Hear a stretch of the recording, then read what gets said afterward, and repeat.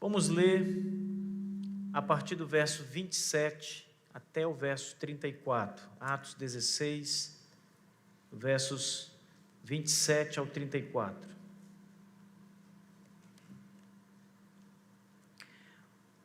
O carcereiro despertou do sono e, vendo abertas as portas do cárcere, puxando da espada, ia suicidar-se, supondo que os presos tivessem fugido. Mas Paulo bradou em alta voz: não te faças nenhum mal, todos aqui estamos.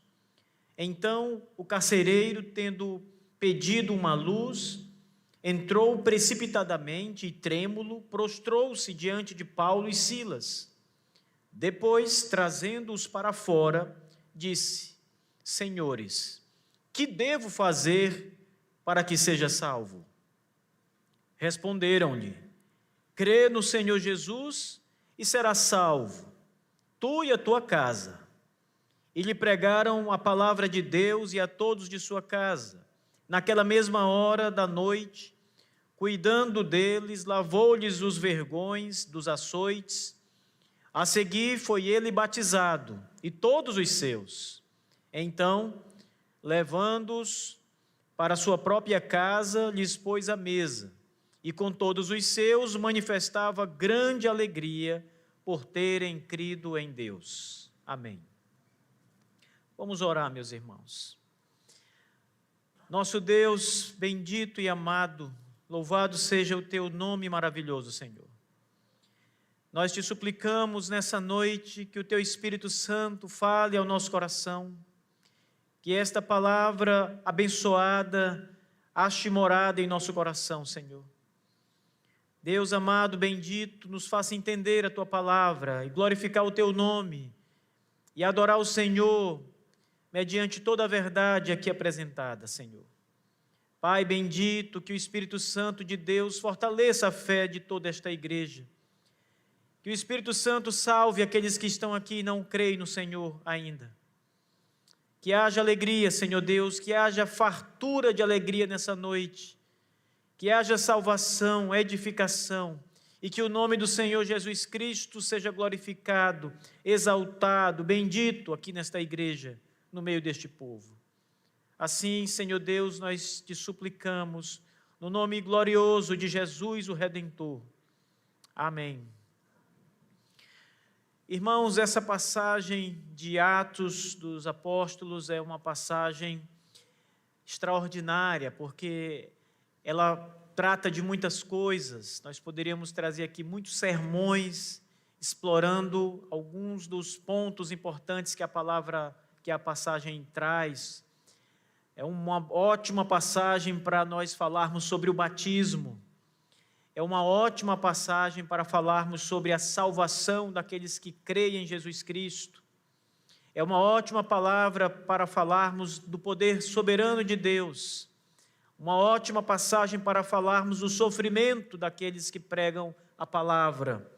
Mas hoje eu quero tratar com vocês, aqui nesta passagem, de uma outra forma. Nós já vimos que Jesus Cristo é o Senhor das missões. É o Senhor da evangelização. Eu falei sobre isso esses dias. Nós vimos também que Mateus capítulo 28 é uma passagem em que Cristo chama a igreja à evangelização e diz o que ela tem que fazer. Mateus 28 ensina o que a igreja precisa fazer ao sair para evangelizar. Mas agora eu quero mostrar que a Bíblia nos dá exemplos práticos de evangelização. Exemplos que são tirados daquela instrução primária que está em Mateus capítulo 28. No livro de Atos dos Apóstolos, nós podemos encontrar bons exemplos práticos de Mateus 28. A introdução desse sermão de hoje, ele poderia muito bem ser uma explicação curta de Mateus capítulo 28, versos 18 ao 20. Mas como vocês já ouviram tanto de Mateus esses dias, eu optei por trazer algo diferente para vocês. Nós vamos começar essa noite examinando alguns pontos do contexto maior no livro de Atos e verificar como tudo se encaixa perfeitamente no que nós já vimos aqui em Mateus 28 e ao longo desses últimos 2 dias. Primeiro, lembrem do texto de Atos capítulo 1, verso 8. É a narrativa de Lucas de Mateus capítulo 28, versos 18 ao 20. Atos 1, verso 8, é a grande comissão à igreja em Atos. Em Atos 1, 8, nós temos a mesma mensagem de Mateus 28. A mesma mensagem. Diz o texto: mas recebereis poder ao descer sobre vós o Espírito Santo, e sereis as minhas testemunhas, tanto em Jerusalém, como em toda a Judeia e Samaria, e até os confins da terra. É aquilo que está escrito em Mateus 28. Portanto, ide, fazei discípulos de todas as nações, batizando-os. A igreja é chamada a ir. Em segundo lugar, Deus mesmo separa os seus missionários para a obra de missões, como nós vimos. Note que Deus, ele salva o homem que ele quer fazer um missionário. Não há missionários incrédulos, pelo menos não deveria existir. Missionários descrentes não são verdadeiros missionários. E é preciso dizer, abrir um parêntese aqui, de que realmente há missionários que não são cristãos, que se dizem cristãos, mas não são verdadeiros homens convertidos, salvos por Jesus. Mas o verdadeiro missionário sempre é um cristão. Ninguém pode levar o evangelho de Jesus e não ser um cristão autêntico. Ainda que ele conheça o que está escrito, ainda que um homem descrente saiba o evangelho, conheça o evangelho, ele pode não crer no evangelho. Ele pode falar perfeitamente o evangelho e não crer no evangelho. Assim como um pastor pode estar no púlpito e pregar as escrituras e não ser crente, e não ser um verdadeiro pastor. O puritano Richard Baxter escreve um livro e diz que será muito triste quando as pessoas que estiverem no inferno se aperceberem de que muitos pastores também estão lá. Pregaram para as suas ovelhas, mas não creram naquilo que pregaram, ou não viveram como pregaram. Então também há missionários que não são crentes, mas os verdadeiros missionários são crentes em Cristo Jesus. E estes homens, primeiramente, antes de se tornarem missionários, eles são alcançados pelo poder de Deus. Deus precisa salvá-los para depois enviá-los à obra. Veja, Atos 9, versos 1 ao 6. Saulo, respirando ainda ameaças e morte contra os discípulos do Senhor, dirigiu-se ao sumo sacerdote e lhe pediu cartas para as sinagogas de Damasco, a fim de que, caso achasse algum que era do caminho, assim homens como mulheres, os levasse presos para Jerusalém. Seguindo ele estrada fora, ao aproximar-se de Damasco, subitamente uma luz do céu brilhou ao seu redor e, caindo por terra, ouviu uma voz que lhe dizia: Saulo, Saulo, por que me persegues? E ele perguntou: quem és tu, Senhor? E a resposta foi: eu sou Jesus, a quem tu persegues. Mas levanta-te, entra na cidade, onde te dirão o que te convém fazer. Não precisamos prosseguir no texto de Atos, mas nós sabemos que aqui o Senhor Deus está tratando com Saulo, o incrédulo, e vai fazer dele, Paulo, o apóstolo e missionário da igreja. Primeiro, Jesus salva Paulo. Primeiro, ele o derruba do cavalo. Ele precisa tornar Paulo não um perseguidor, mas um servo da igreja e de Cristo. Ele precisa transformar o coração daquele homem para que depois ele se torne um missionário. Então note que o primeiro passo que nós encontramos nesse contexto de Atos, da grande comissão, é Deus salvar aqueles que Ele vai fazer missionários. Deus, Ele separa de modo soberano aqueles que Ele vai enviar ao campo missionário. Vejam o que diz Atos 13, versos 1 ao 3. Havia na igreja de Antioquia profetas e mestres: Barnabé, Simeão, por sobrenome Níger, Lúcio de Cirene, Manaém, Colasso de Herodes, o tetrarca, e Saulo. E servindo eles ao Senhor e jejuando, notem, disse o Espírito Santo: separai-me agora Barnabé e Saulo para a obra que os tenho chamado.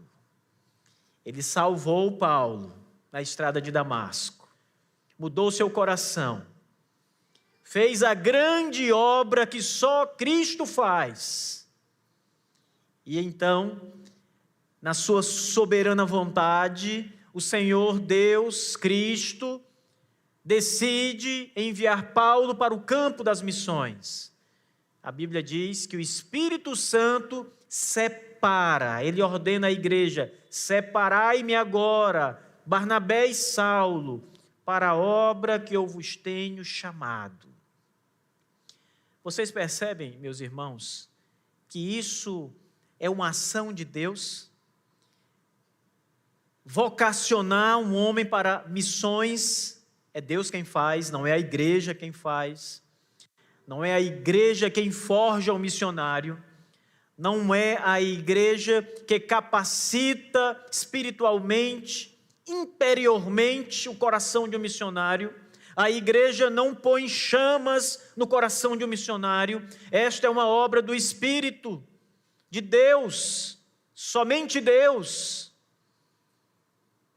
Em seguida, a igreja reconhece o homem, aquele a quem Deus tem chamado e tem vocacionado para a obra.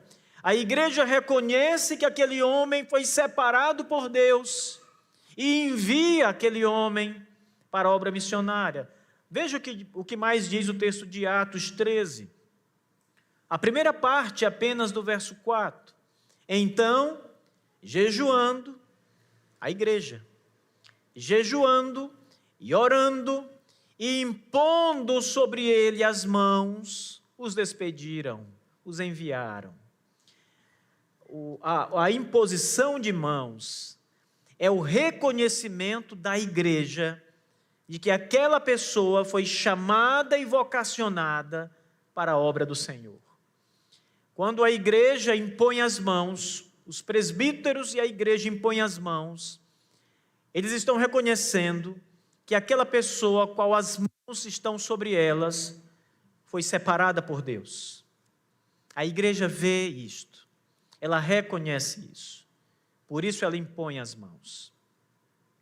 Não é à toa que quando se fala do ministério pastoral, o apóstolo Paulo escreve a Tito e depois também a Timóteo e diz para eles terem muito cuidado para não impor as mãos apressadamente, sem ter certeza de que aquela pessoa foi chamada por Deus, vocacionada por Deus. O papel da igreja não é vocacionar, é reconhecer aqueles que Deus prepara para a obra e então envia para a obra. Impondo sobre ele as mãos, os despediram. Quem envia para o campo missionário? Quem é que envia para o campo missionário? A igreja é a igreja, mas Deus também. Atos 13, verso 4, segunda parte. Ainda que a igreja reconheça e envie, eles são realmente enviados por Deus ao campo missionário. O texto diz: enviados, pois, pelo Espírito, Desceram a Seleucia e dali navegaram para Chipre. Então, ainda que a igreja envie, a Bíblia também nos diz que é Deus quem envia aquele homem, aquele casal ou aquela mulher para o campo das missões. É o Senhor, o Espírito Santo, quem faz esta obra, irmãos. Todos os autênticos missionários, porque há muitos falsos, mas todos aqueles que realmente foram chamados e vocacionados por Deus, e foram reconhecidos pela igreja, e enviados pela igreja ao campo missionário, também foram enviados por Deus. O Espírito os envia, os acompanha, está com eles, opera neles. Eles pregam a palavra no poder do Espírito. O Espírito está ali. E nessa passagem de Atos, igreja, é preciso notar o papel da igreja e o papel de Deus. O papel da igreja é reconhecer de fato e enviar, mas o papel de Deus, que é o Senhor absoluto das missões, é Deus quem separa, é Deus quem vocaciona o homem para esta grande obra missionária. E Ele também o envia com a igreja para a obra missionária. Com isso, eu estou querendo que vocês entendam que a obra de missões é uma obra cujo dono dela é Deus, é o Senhor. As missões são missões divinas, que Deus manda aos seus homens, os seus soldados, o seu exército missionário. Mas é uma obra dele. A igreja são as agências que Deus envia, são os pelotões de Deus, em que os soldados de lá saem e partem para o campo da batalha para fazer missões. Missões é uma obra de Deus, sempre foi e sempre será, do começo ao fim, desde o chamado no coração para crer em Cristo, ao envio ao campo. É o Senhor quem faz tudo isso. Mas para onde vai o missionário? Qual é o destino? O missionário vai para qualquer lugar que ele quer? A igreja simplesmente escolhe os campos do missionário? É assim que funciona? A igreja se reúne e decide, vamos mandar o missionário para o Japão. E o missionário então vai para o Japão, porque a igreja escolheu o campo missionário. A igreja, essa parte não é com Deus, essa parte é com a igreja. Mas de fato muita gente pensa que é assim.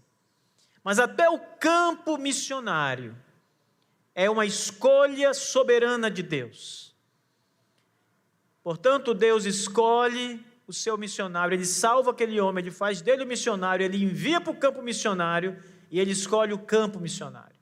É para lá que Deus vai enviar esse ou aquele missionário. Até o campo é de Deus. O texto diz assim: e percorrendo a região frígio-gálata, notem, tendo sido impelidos pelo Espírito Santo de pregar, tendo sido impedidos pelo Espírito Santo de pregar a palavra na Ásia, defrontando Mísia, tiveram que ir para Bitínia, mas o Espírito de Jesus não permitiu. Esse é um texto de Paulo, missionário. Paulo estava pronto para ir pregar o Evangelho na Ásia, mas sabe o que aconteceu? Deus disse, aqui não, agora não, esse não é o seu campo, você não vai pregar aqui. Veja, o Espírito Santo impediu. Isso parece estranho, irmãos. Vocês já viram o Espírito Santo impedir a pregação? Alguém aqui já viu o Espírito Santo impedir que o Evangelho seja pregado? Vocês estão vendo aqui Atos 16, irmãos, podem abrir. O texto anterior ao que nós lemos no início. O Espírito Santo, ele impede a pregação. Deixa eu ajudar vocês a encontrar. A partir do verso 6, 16, verso 6. percorrendo a região frígio-gálata, tendo sido impedidos pelo Espírito Santo de pregar a palavra na Ásia. O Espírito Santo não permitiu que eles pregassem na Ásia. Dirige-se a Bitínia. O texto diz: o Espírito de Jesus não permitiu. O Espírito Santo não permitiu. Não era o campo, não era o lugar, ou não era o momento do Evangelho chegar ali. Tudo é divinamente, soberanamente determinado pelo Senhor, o nosso Deus. Isso nos mostra, irmãos, que nós somos muito privilegiados, porque o Espírito de Jesus permitiu que o Evangelho chegasse até o Amazonas, até vocês, até o Piauí, no Brasil. Que privilégio, louvem a Deus por isso. Ele permitiu que você ouvisse a palavra, Ele fez mais do que permitir, Ele levou você à fé. Ele fez grandes coisas no seu coração, que só Ele poderia fazer, que nenhum missionário era capaz de fazer. Nenhum pastor poderia fazer o que Cristo fez, e é por isso que você está aqui. Vocês não estão aqui porque o pastor Célio é poderoso para mantê-los aqui. É porque Cristo é poderoso. É porque a fé de vocês permanece viva. E vocês amam a Jesus Cristo, porque o Evangelho chegou até vocês. Ele permitiu que chegasse até vocês. A Bíblia claramente diz nessa passagem que o Espírito Santo impede a pregação do Evangelho na Ásia. E ele impede em muitos outros lugares, conforme sua vontade. O Espírito de Jesus não permitiu, diz o texto. Deus está dizendo aos missionários do Novo Testamento, nessa passagem, e para nós hoje, também para nós, não, o Senhor está dizendo: este não é o campo que eu tenho preparado para você. E o que nós devemos aprender é que há um campo que Deus preparou para o seu povo, para os seus missionários, um campo cheio, branco, pronto para a colheita, mas é o Senhor quem prepara e quem envia e quem escolhe o lugar onde a Bíblia vai ser ensinada e pregada. A Bíblia diz, Atos 16, 8 ao 10, e tendo contornado a Mísia, desceram para Troade.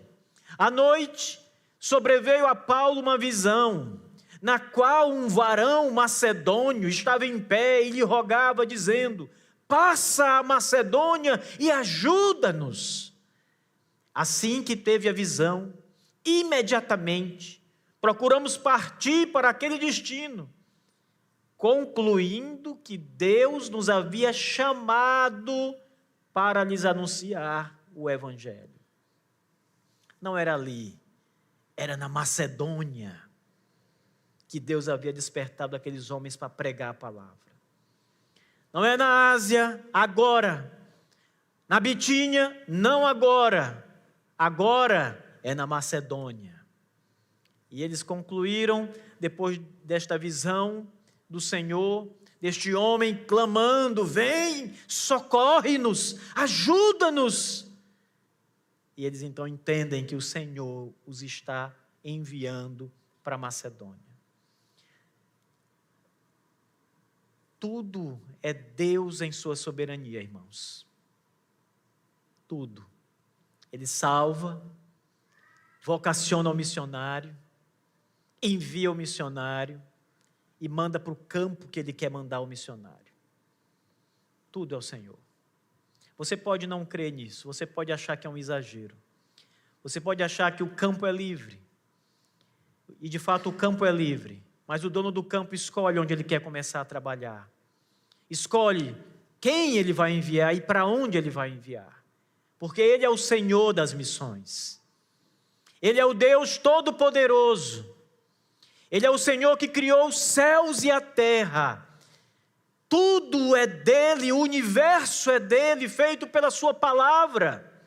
As almas são dele.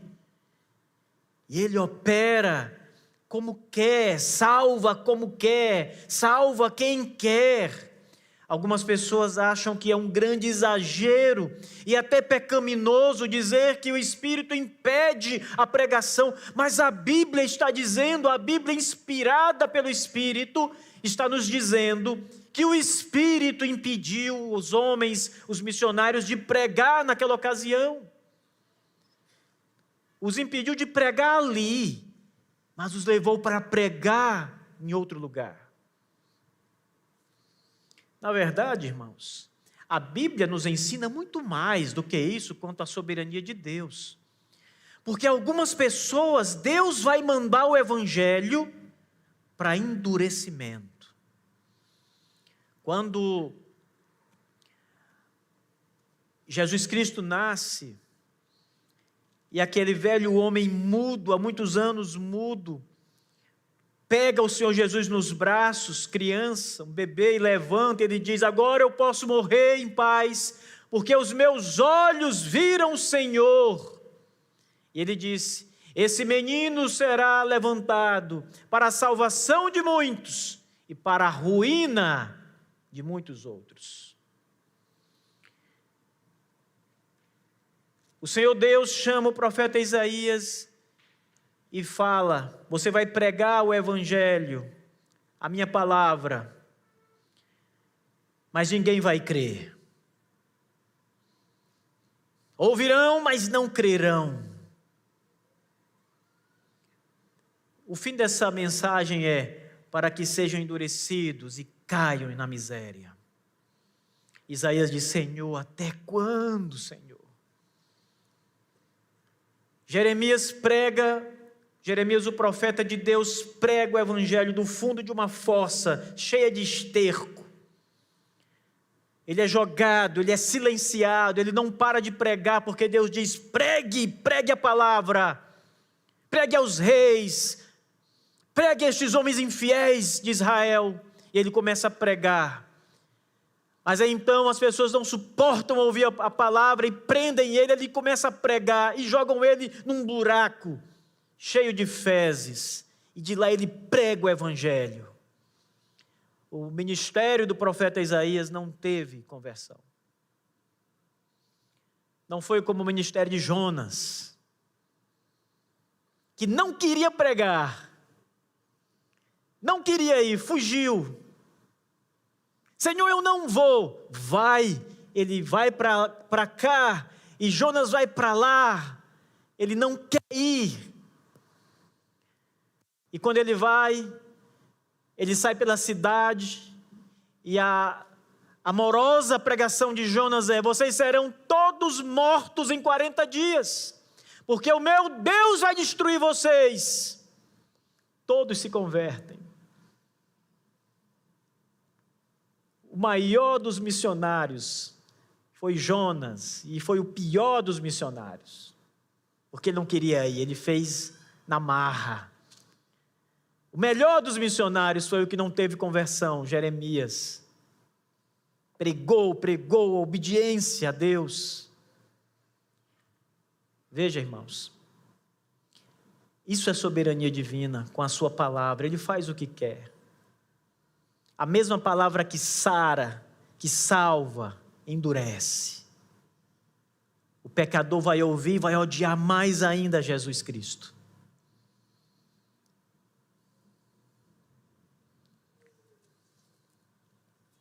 Deus é soberano, meus irmãos. Ele não escolhe apenas as pessoas que Ele vai salvar. Ele escolhe as partes do mundo em que a semente do Evangelho será semeada. Todas as partes que Ele quer levar, Ele vai levar. Deus também nos ensina que os resultados, veja bem, os resultados da obra missionária são dEle. Tudo é soberania aqui. E longe de mim ser hipercalvinista. Mas aqui nós precisamos entender que o resultado das missões é conforme a vontade de Deus. Serão salvos aquele que Deus quer salvar. e deixados em seus pecados aqueles que Deus deixará nos seus pecados. O resultado pertence a Ele. Todo fruto de almas alcançadas nas missões são de Deus. Note que o contexto imediato da passagem que nós vamos examinar nessa história de Atos, ela traz imediatamente antes uma história sobre uma mulher chamada Lídia.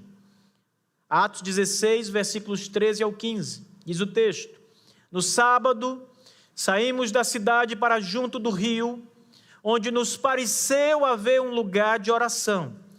E, assentando-nos, falamos às mulheres que para ali tinham concorrido. Esse falamos às mulheres pregamos o evangelho. Evangelizamos. O texto diz: certa mulher chamada Lídia, da cidade de Tiatira, vendedora de púrpura, temente a Deus, nos escutava. E o que aconteceu? O Senhor, Deus, o Espírito Santo, o Espírito de Jesus, o Senhor lhe abriu o coração para entender as coisas que Paulo dizia.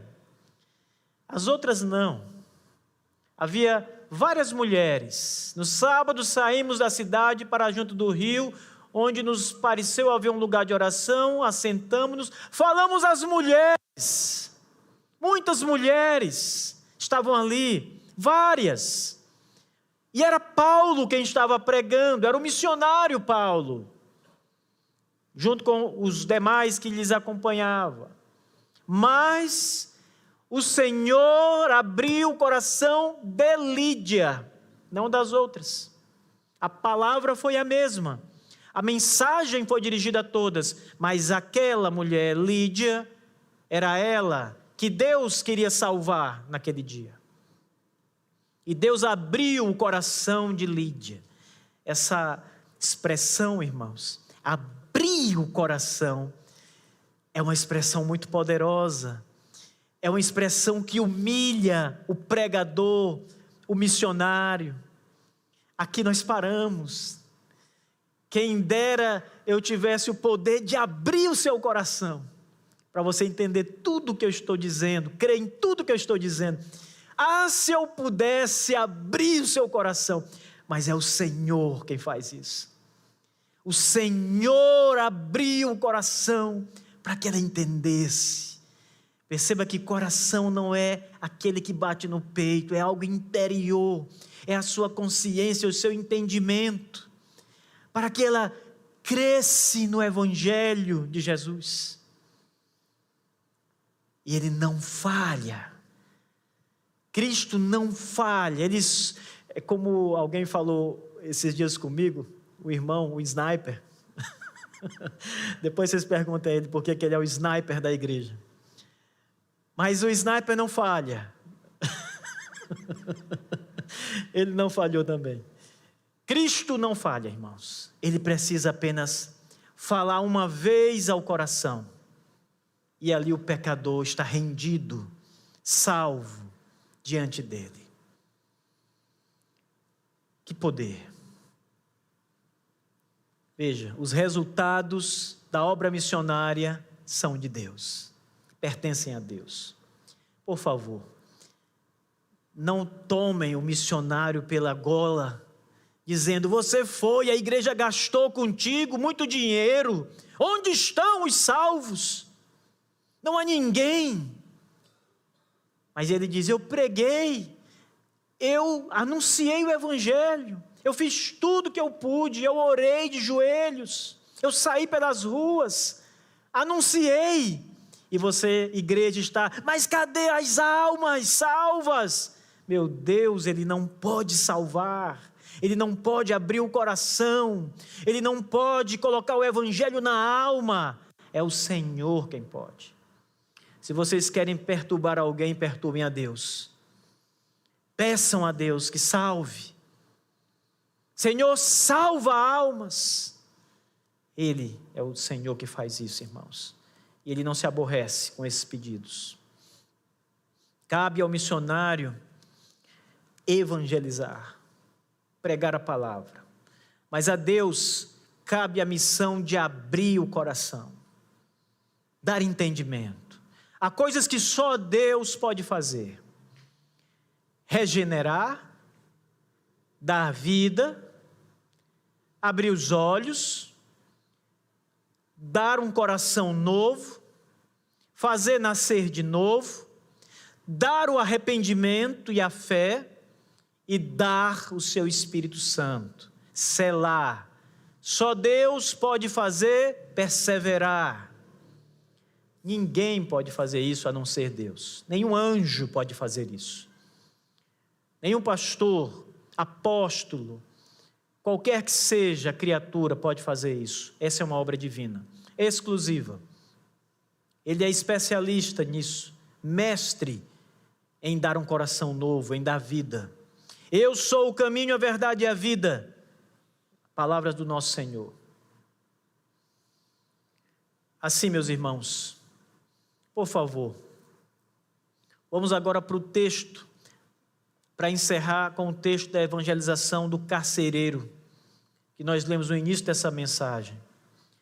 O texto diz, eu vou lê-lo novamente: o carcereiro despertou do sono, e vendo abertas as portas do cárcere, puxando da espada, ia suicidar-se, supondo que os presos tivessem fugido.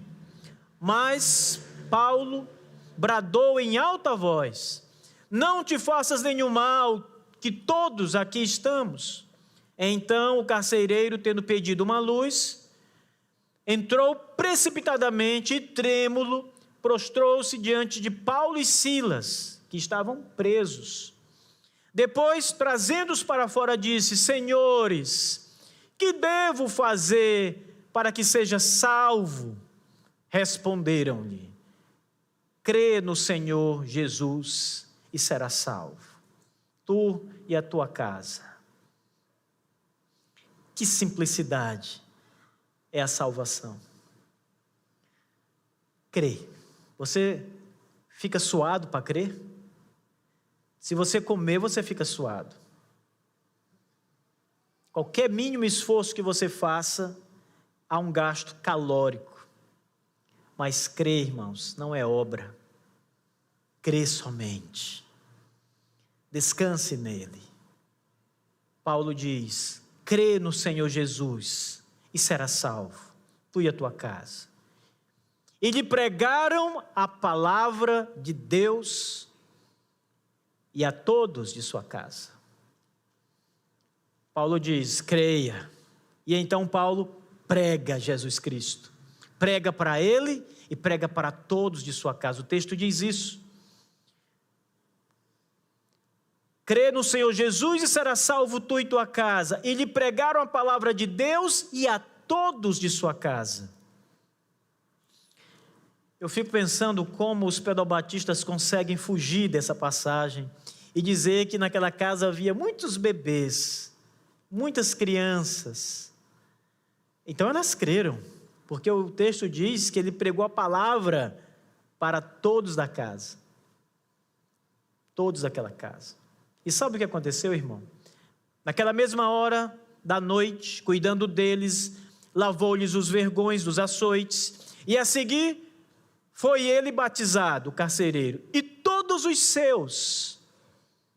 Então, se havia alguma criança naquela casa, o evangelho foi pregado para ela.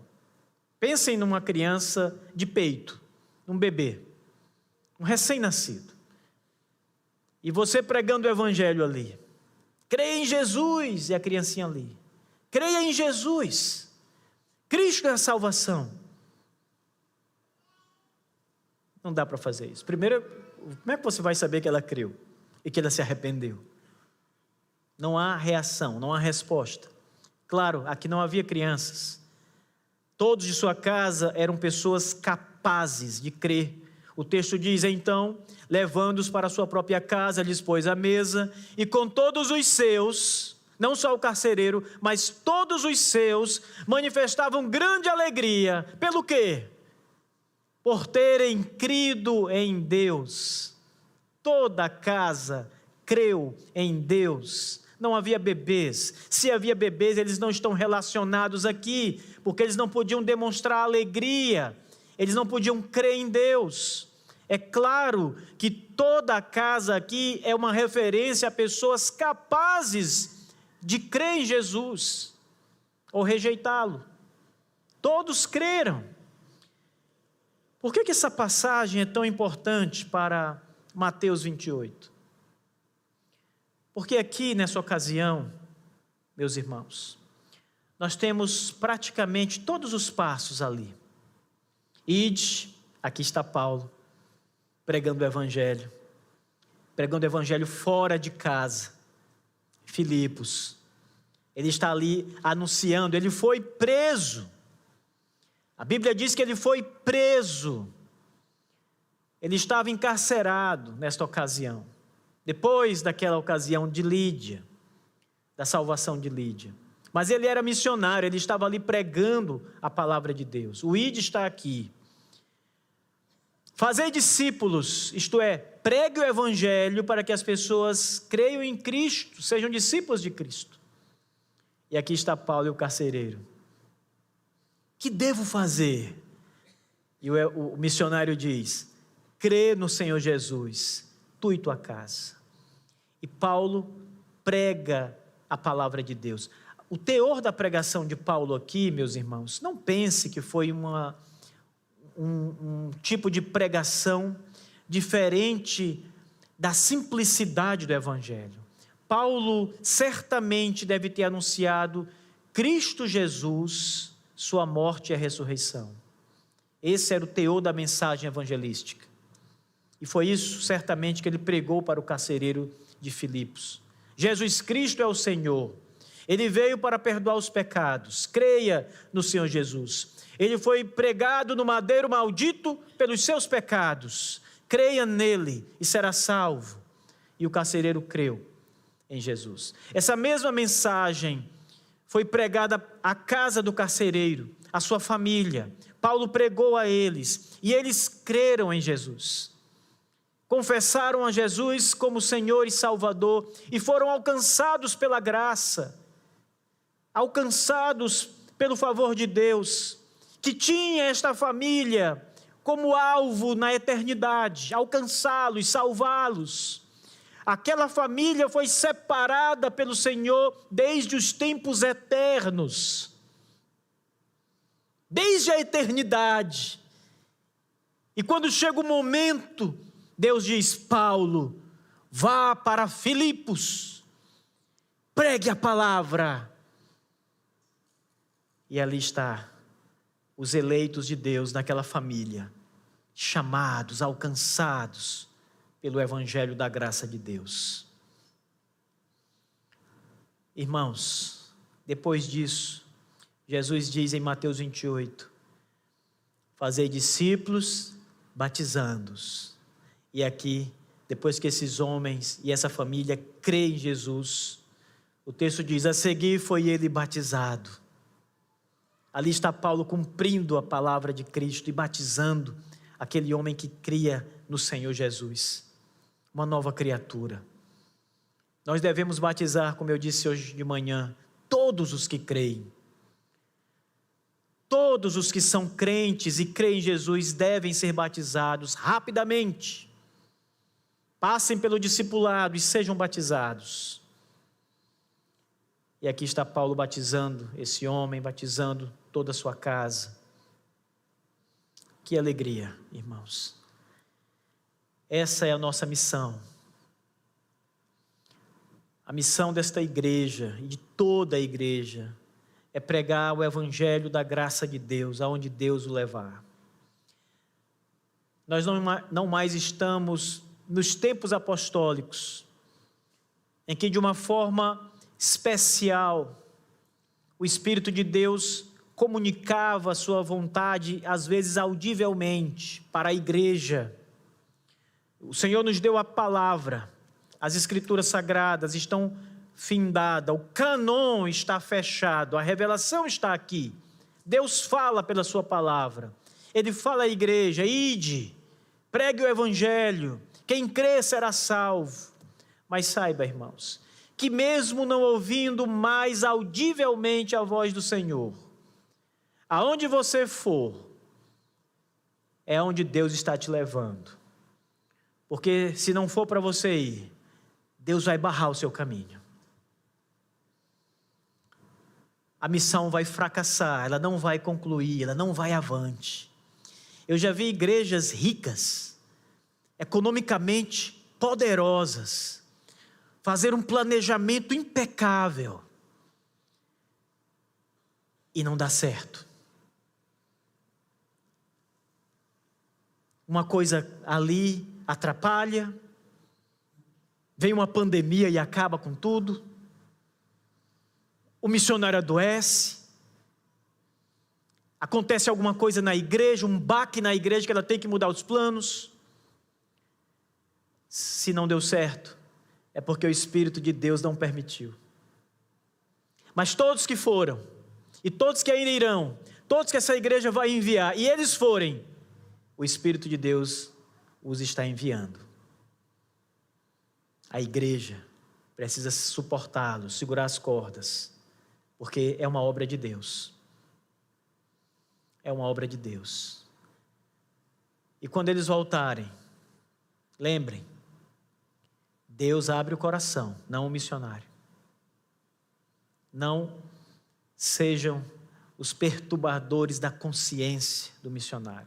Orem por ele, estejam com ele, porque Deus tem os seus propósitos na obra missionária. Deus tem o seu propósito a cumprir. Às vezes, e a maioria das vezes, é despertar almas, salvar pecadores. Mas às vezes, Deus tem outros propósitos. Mas se há uma coisa certa aqui, irmãos, é que independente do propósito de Deus, seja qual for a vontade de Deus na obra missionária, você tem que ir, porque você é o instrumento dele. Foi você que ele capacitou, levantou, preparou para enviar, para fazer o que ele quer que aconteça. Descanse, porque não há nada melhor do que se fazer cumprir a vontade de Deus, seja ela qual for. Seja qual for. Não fique frustrado se a congregação A ou B, se o projeto missionário ali ou acolá não está indo bem em relação aos números dos salvos. Isso é com Deus. Você sabe. O que importa é que você foi levado para lá e precisa trabalhar ali, para que Deus cumpra o que Ele quer cumprir por meio de você.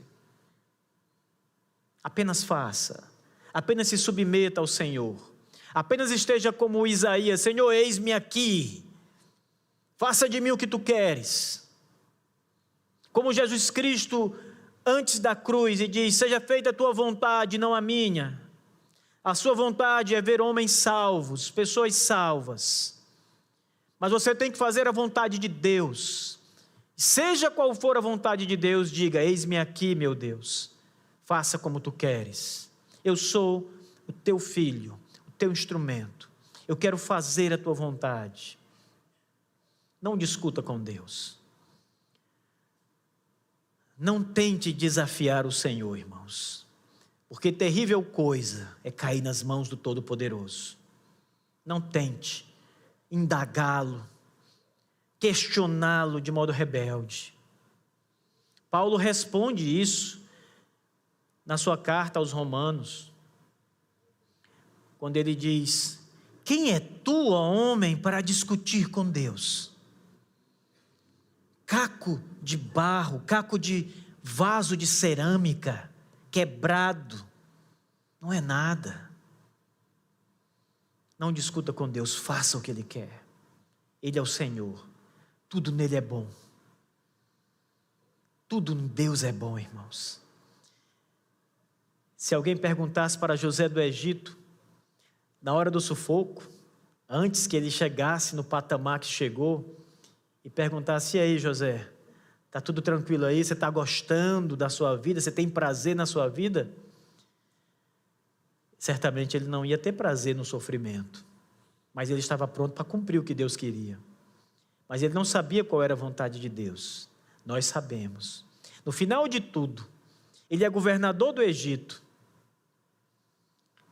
E os seus irmãos estão ali desesperados porque já foram desmascarados, estão diante dele. E os seus irmãos então dizem: vai nos matar agora. E a palavra de José é: não foi vocês que me enviaram para cá, foi Deus.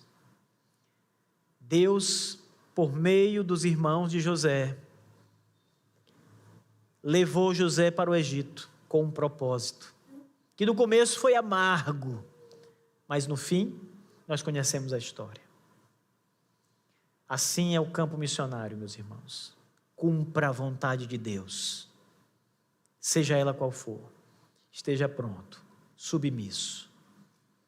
Amém. Vamos orar. Curve a cabeça.